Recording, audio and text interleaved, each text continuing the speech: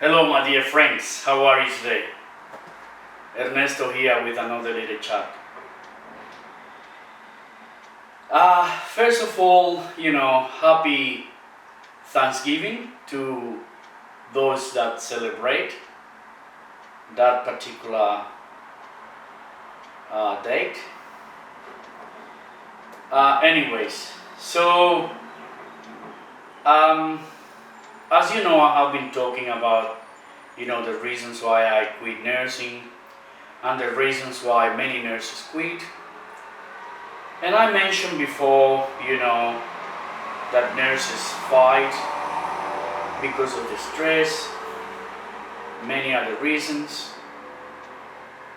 There is bullying, the expectations are too high from management, from relatives, from the patients, and nurses have no voice. Today, I'm going to talk about mental health. And I think that, nurses do have a compromised mental health or a compromised mental well-being. That's a nursing diagnosis. You know that nurses can diagnose. It's called nursing diagnosis. So anyway, I believe nurses have a compromised mental health, and that was one of the main reasons that I had to leave the profession. Anyways, for the purpose of the talk, I'm just gonna tell you what is the definition of mental health given by the World Health Organization.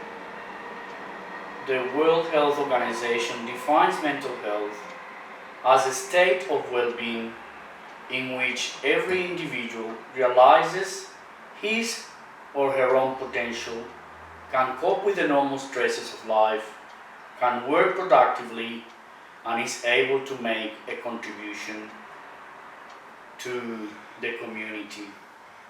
Okay, so that's the definition of mental health. In nursing, definitely we contribute to the community. Whether we're able to cope with all the stresses of life, I'm not sure. And whether nurses can work productively, I'm not sure. I guess, if you look at the big picture, yes, the nurses work productively, even under a lot of stress. I'm pretty sure some other jobs don't produce anything. There is a lot of bureaucracy, for example. Anyways, okay, so that's the definition of mental health. Quickly, I'm gonna move on into the risk factors that affect the mental health. And these risk factors I found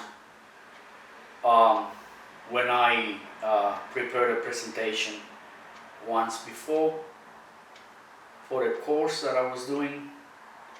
And these are the risk factors that affect the mental well-being of people.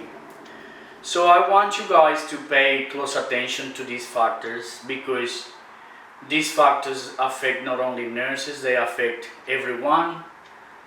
And remember that these risk factors, if unattended or if untreated, they can cause mental illness, serious mental illness. So do pay attention, and if you're a nurse particularly, pay attention. So these factors are isolation and loneliness. In my case, I have no relatives in Australia, I'm always by myself. Grief and loss speaks for itself. Relationship breakdowns, me in particular, when I break up a relationship, I go through serious issues, Domestic violence, stress, trauma, bullying, financial pressure, how many nurses are paying a mortgage, how many nurses have a big family, they need to pay for school fees, uniforms, clothing, stages of life, finishing university, going to work, that's a big change.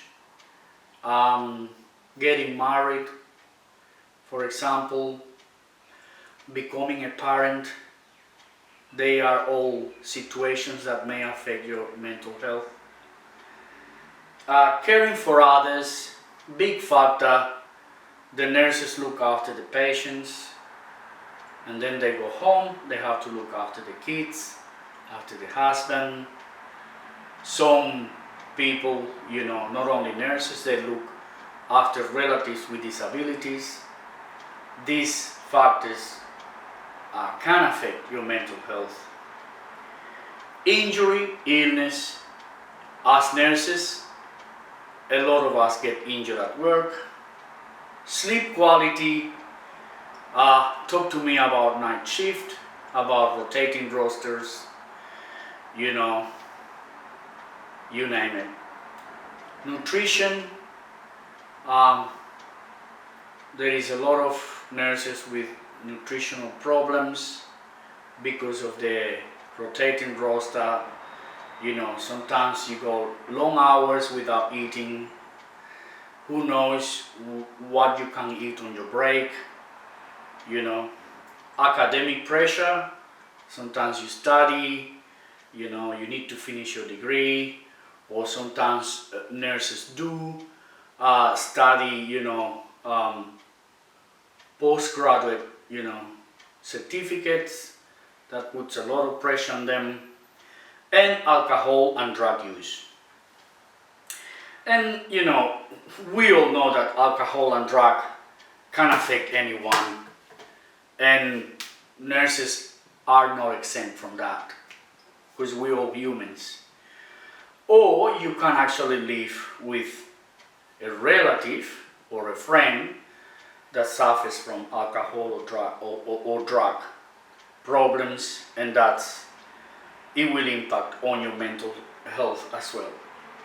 Anyway, so a short break before I continue with this, and I will read you a poem. And this poem was, I wrote it in Cuba, and it was at the time when I finished my studies in Ukraine, and I went back to Cuba. The situation in Ukraine was very bad. When I went back to Cuba, there was another crisis, and I was, a bit sad and probably depressed. It's called Dead Sea. To my skin arrives the withered wind of the south, touches me gently, deeply into my lethargy, and awakens tangible memories. I turn around, there is a happy childhood that invisibly moves the sands. Sapphires and emeralds crown the space. The waves overflow with laughter. That stretch of shimmering sea, once the gift of love, today agonizes under the indifference of an incongruent and regretful world. How much can I give to wake you up, to see your waters shining again, to make you laugh? Oh, my dear sea, Dead Sea. Okay, so the sea that I mean in this poem, it used to be a beautiful beach that my parents used to take us as kids, and we had beautiful times. And I saw how this beach eventually was completely destroyed, forgotten, basically. So that's a bit sad, but doesn't matter. We all go through things like this. Okay, so I read the factors that affect the mental health of people, and I hope that you picked on some of them and take action if they are affecting you. As I mentioned before, they affect if untreated, they will cause mental illness, such as, depression, anxiety, and after that, things can become worse. In saying this, though, I also have to acknowledge that, the risk factors affect different people in different ways. Some people are able to cope with all that, and nothing happens to them. Some other people definitely will struggle and eventually fall ill. And